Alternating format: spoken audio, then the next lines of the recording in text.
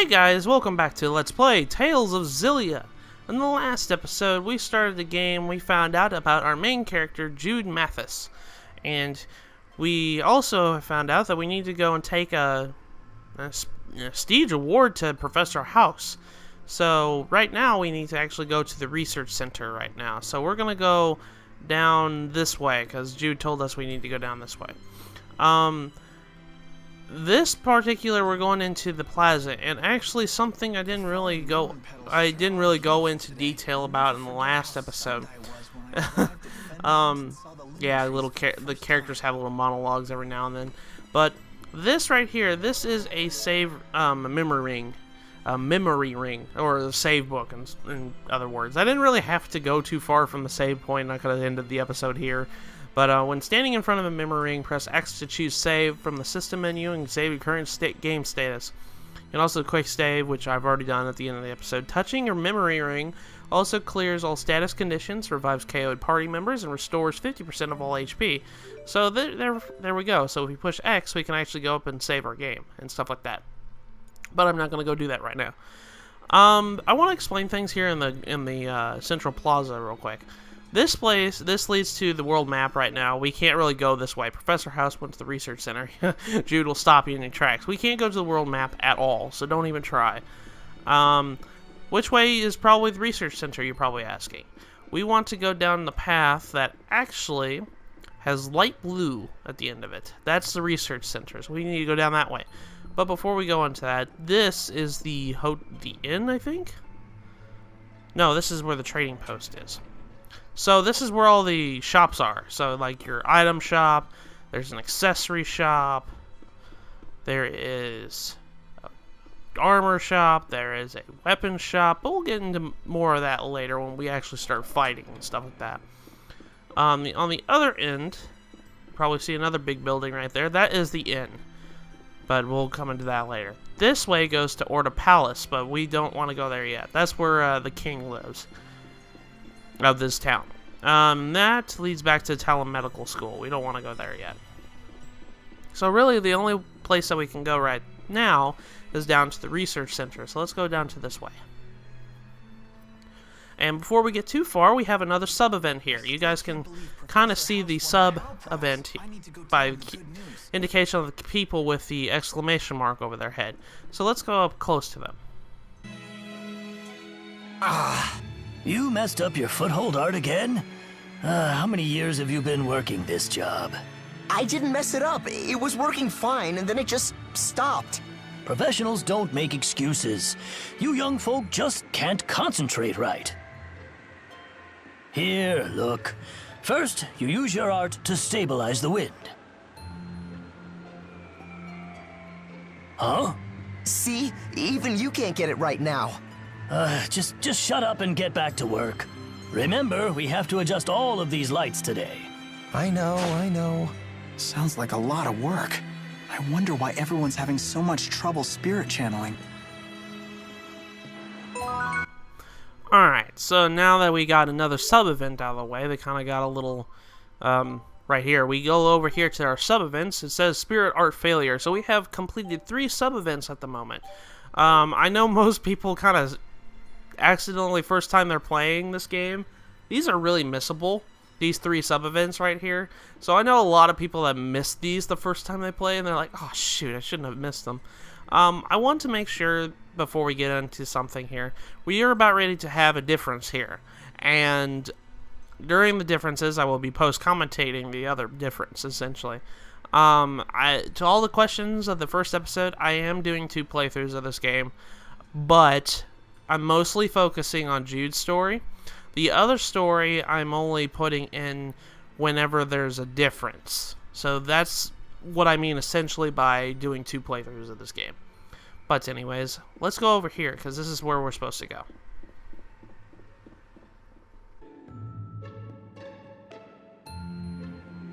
Sorry, the lab is closed to the public at this hour. But I'm here to pick up Professor Haus. He's from the Talon Medical School. Haus. He already left. Is that the sign-in sheet?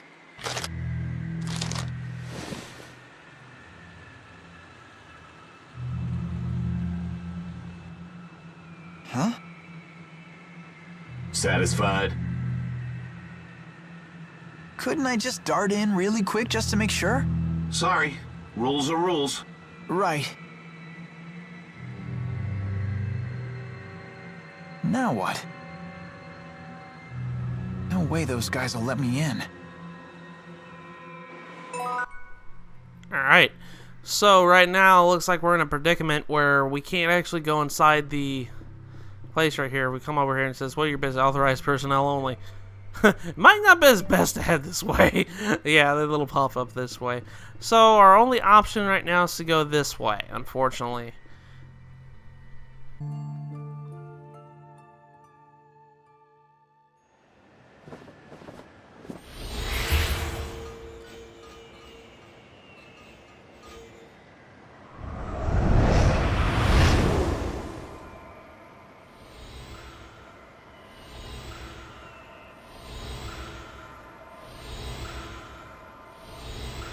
I sense it up ahead.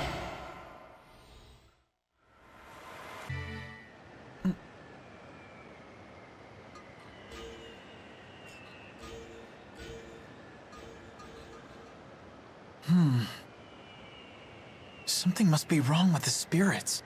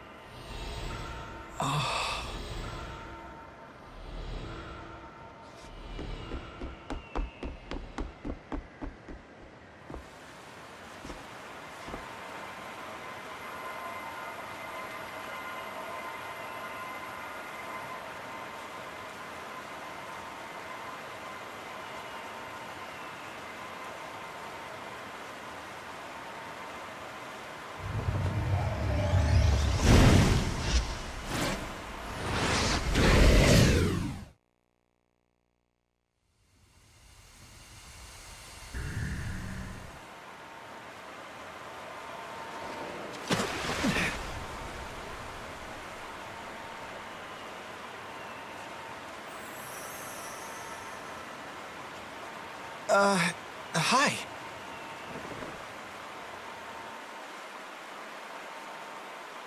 Just keep quiet, and I won't need to hurt you. Wait, why are you breaking into the lab? What are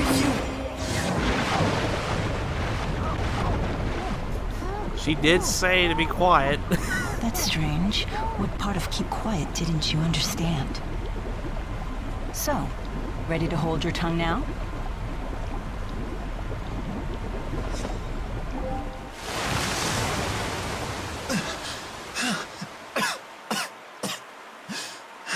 So much noise. Could you try coughing quietly?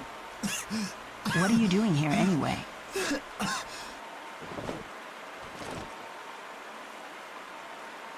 Can I talk? I dropped something. I was just picking it up, see? What are you up to? The guards will be here any second. That's why I need to hurry, and you need to go home, before they arrest you for trespassing. Oh.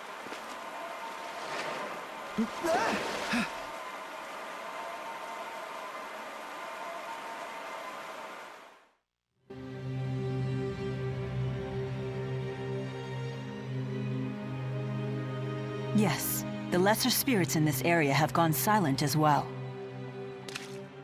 That power anomaly we felt when it happened, the one that absorbed the spirits, its source is here. Why do humans persist in seeking power that could destroy the world? They don't need Spyrex to survive.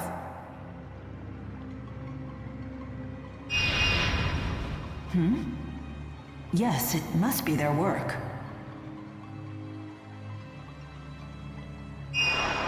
That's my gut reaction anyway. Mind you, it's not just any gut reaction. It's Maxwell's instinct. Isn't that enough?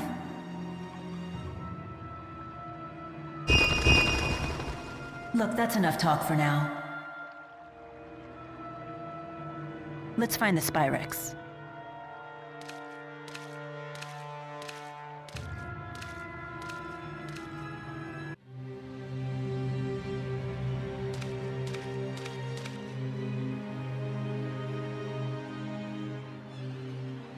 Where'd she go?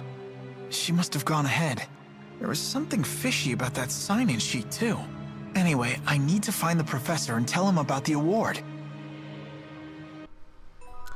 So now we're kind of in a predicament right now. Jude is trespassing onto the Lafronte Research Center. I think that's how you say it. One thing about little dungeons like this is our first, like, really major dungeon in the game. When you first come up here, if you see a sparkle on the environment, press X to check it, and you will grab that item. We acquired beautiful feathers. These are materials. I'll go into more detail about that whenever they are apparent, but you want to collect as many materials as you can, and this is a chest. So now we got a cape. A cape actually is equipment, so let's go over to equipment and equip that to Jude. So let's go ahead and equip the cape here. It increases our P defense and A defense. One little thing I wanted to make sure. P attack and P defense are physical attack and physical defense. That pretty much means any attack, like attack on you, that's whenever it affects that. So an attack, like a physical attack on you, it'll affect your physical defense. A physical attack you deal is your physical attack, essentially. A attack and A defense are art attack and art defense. Those are your defense and attacks in the art class, which is practically your magic in this game. So let's go ahead and equip that. So let's go ahead and equip the cape here. We have iron gauntlets, knit cap, a leather guard, and a cape right now. If you can keep going down further here, you can also have attachments. I would have had attachments, and I don't know where they're at, but I had DLC, like, from the collector's edition of this game, and they're not showing up, so I'm gonna have to go figure that out after the episode's over. So let's go ahead and continue on this way. Continue on trespassing into the Lafronte Research Center. That's actually how you say it. Hey, where do you think you're going? Shh. No need to make a scene. Cooperate and I'll go easy on you. Intruder! You're under arrest!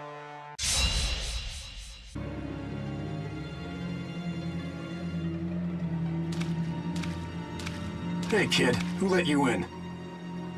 I sort of let myself in. Sorry for the intrusion. Huh. I should be taking you to security, but you seem courteous enough. Come on, I'll take you to the exit. Wait, I'm looking for Professor Haus. I think he's still here. Oh, so you know the professor, do you? Yeah, he's still here.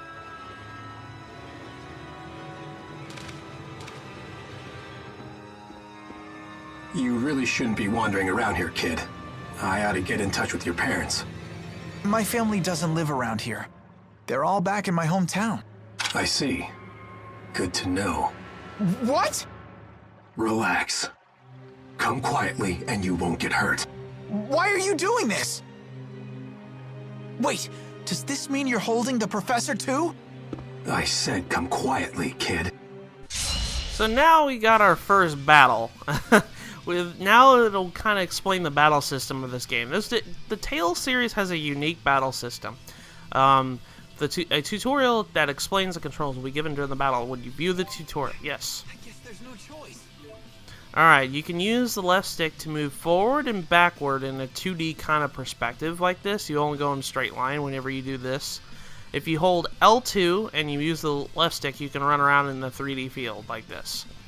That actually helps out a lot of escaping situations. So, like, you're trying to get out of area effect attacks, you want to use free run to get out of that. So right now it says movement is fundamental in battle. Use free run to move around field in the battlefield. He's serious. Alright, let's use square to guard. So if you hold square and he guards, you'll be able to block attacks essentially. Guarding reduces damage and preventing staggering. Press square whenever you're under fierce attack. Not good. Alright, so let's use square and left stick to perform quick steps, forwards, and movements. You can actually use this to kind of like move around on the battlefield really evasively. So this actually helps out in a lot of situations. So let's go ahead and do that. That's how you use quick steps. Quick steps are useful for moving forward toward it and away from battles from the enemy. You can also use this to evade attacks. So let's go ahead and let's use X to perform normal attacks. Let's keep punching this dude. So yeah, you use X to essentially just attack normally. But that's pretty much that in a nutshell. The attack changes based on your left stick position. Your AC assault counter shows the number of consecutive attacks you can use. So the little 4 next to a sword, that indicates how much attacks we can actually use in one combo swing. So let's use R1 to switch enemy targets. So if you use R1 and left stick, you can switch between the two targets. We got the fin mount, security, and a feral cat. So let's go ahead and switch over to the feral cat. He actually just attacked me. Let's go ahead and beat the crap out of the kitty.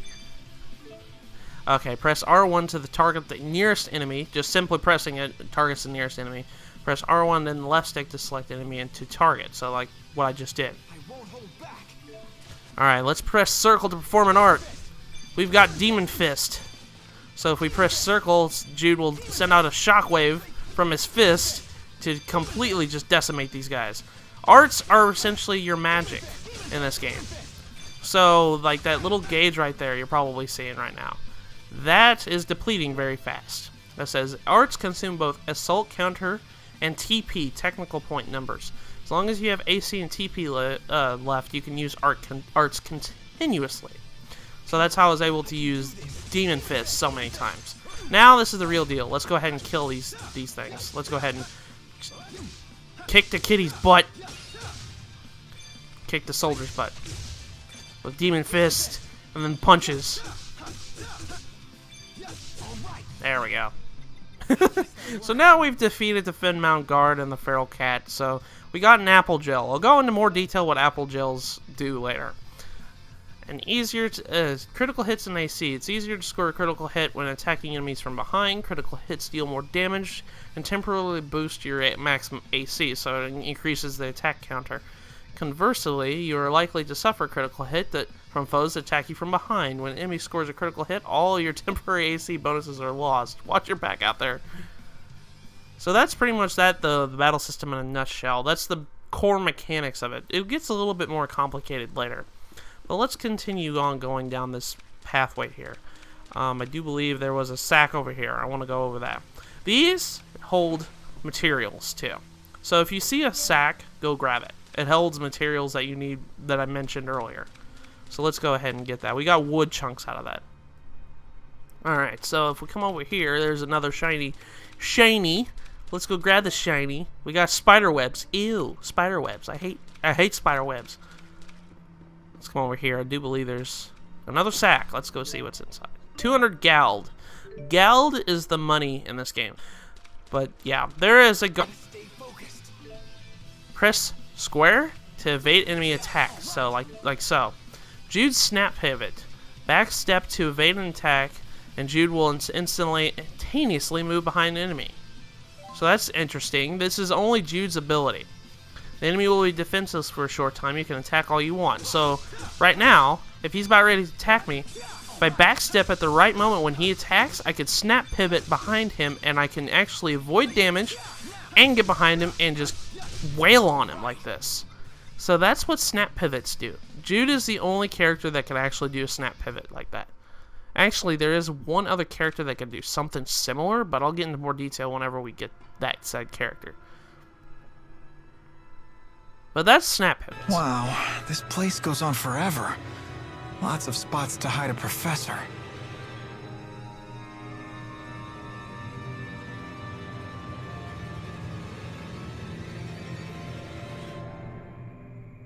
Guess I'll just have to check each and every room.